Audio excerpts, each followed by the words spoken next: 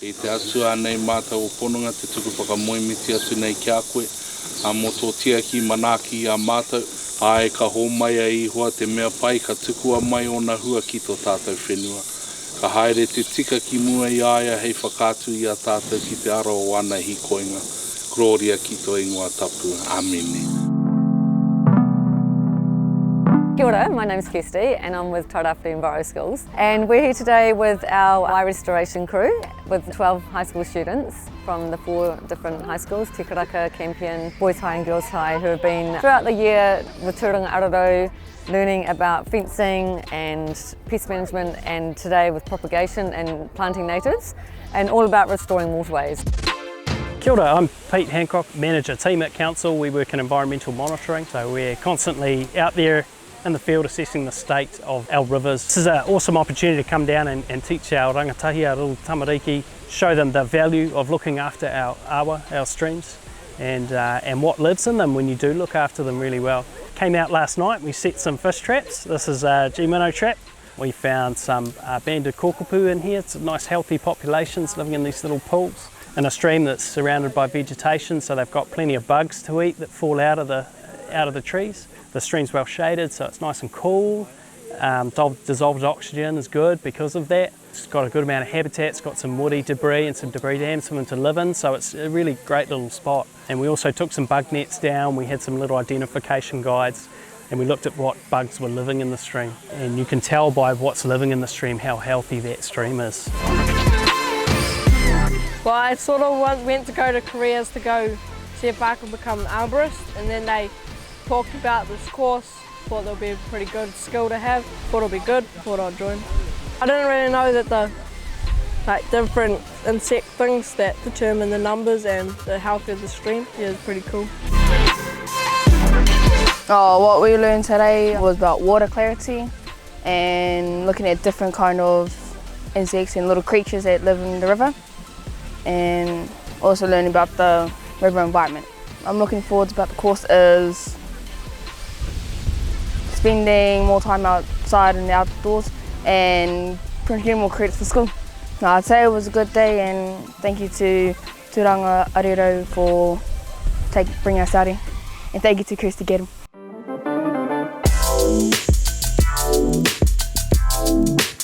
We're here doing the WaiRestoration on these fences for Matt McLaurin with the students here. The program is going awesome. We're getting really good feedback from them. They're learning the termination knots, how a fence works, the purpose of it. Yeah, just a wide variety of skills really that will lead them on to further work.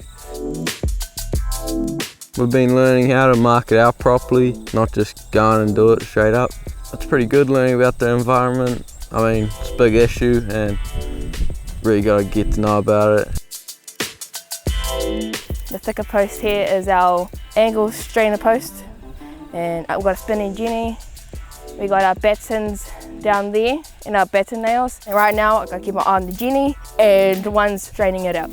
Well, the aim of this kaupapa is to keep the stock and different kind of cattle off the banks, because every time the stock goes into the banks, it collapses, blocks the streams and stops water from flowing down the river, and also kills the grass that has the inganga eggs in it. Kind of like my first time fencing, and then the kind of different vocabulary, but I must say I have learnt a bit, quite a lot. We do a lot of aspects towards farming, with fencing, what we're doing now, and we support a lot of the community. We also support a lot of the farmers, local farmers, if they need a hand with any work that needed to be done. Love seeing the students with a big smile on their face, saying when they look back on their work, they can say, yes, I've done that. Hopefully they come back in 10 years' time and it'll be still standing for them.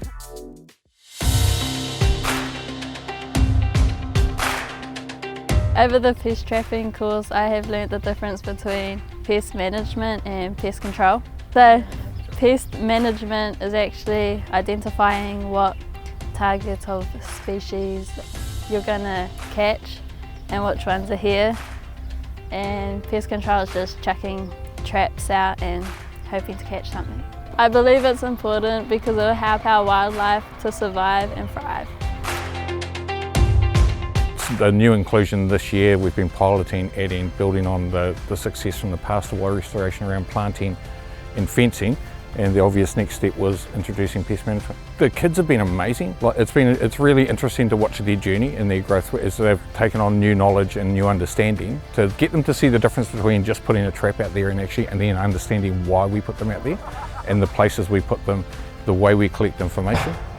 It's been really cool. So they've taken ownership of this trap line that we've installed, one for just learning, but now it's actually their trap. So the kids get to take away a trap at the end of the course. They're all excited about trapping at home in their home environments, making a difference, and not just about learning in one example here on the course, but actually putting that to use in the real world back at home for all of them. The past 10 weeks, we've just been setting a few DOC 200, put 10 of them out, and we put some tracking tunnels to see what was kicking around. A few mice, probably be good for the program to save the native birds, to see a few more kicking around. Throughout the program we were using Survey 123. We use the app to collect data rather than using a notebook. We can put it on a dashboard and look over what we've caught, where we've caught it, what's caught what. The importance of pest management to me is we're in the business of saving birds and not killing pests.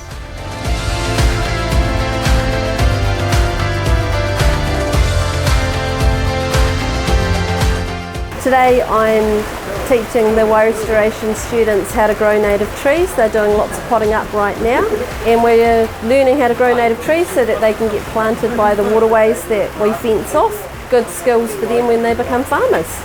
I think learning how to grow native trees is going to be one of the most important things in the future when they go onto farms. Farms have to have farm environment plans, they have to fence off the waterways, so these skills of knowing plant names, knowing which plants go where and how to grow them, how to plant them are going to be super important. We're learning to plant plants and learn about what plants there is out there for like healing and making oils and such. It's been different, I haven't done much like this before. I think it's quite important because we don't have as many native plants as we used to have out here in New Zealand. Today we've been planting a few little baby trees, putting them into pots and bags. It's been quite interesting, all the different plants and finding whereabouts they grow. It's quite cool. We learned about the corfire seeds. They come in these little pods. You break open the pods and you get black and yellow seed inside, and you cut a little bit off the end, and then they're ready to plant. Put it under some cutting mix. You just poke a little hole and then put a little bit of cutting mix over the top of it, and then it should, after a bit of watering and whatnot, it should start to come through.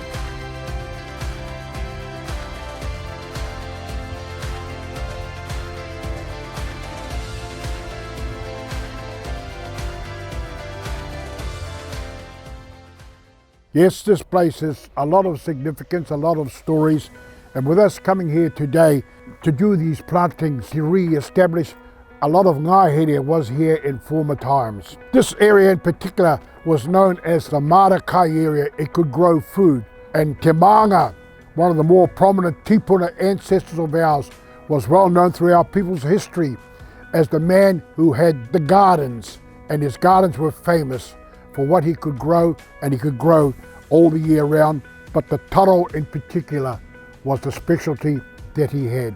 The gardens that he had were all along the stream, and because the stream, because of its name there, yes, the kanai ran up the stream and the fishing was always bountiful. The tuna, we had eelwares all along, and different whānau had each one, but it was all governed so that everyone had plenty of food. We're pretty much learning native trees and what they're used for, and pesting, and also been doing fencing. The planting will pretty much help lift up the banks and also make nesting areas and breeding sites for the inganga and help bring life back into our awas.